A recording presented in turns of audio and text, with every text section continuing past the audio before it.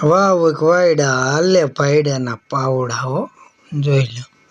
આ મીંડાઈને પાણી વારવા અડધી રાતે છે ને હું હાલો જાઉં જોઈ લો પાણીના કેરા ભરાય છે ટાઈડ એવી છે પણ વાંધો ના આવતો હાલ્યા જાય જોઈ લો પગ ધોવા ટાઈડના પગ તો ધોવા પડે ને તોય નાખ્યા જોઈ લો ભરાઈ ગયા નાકા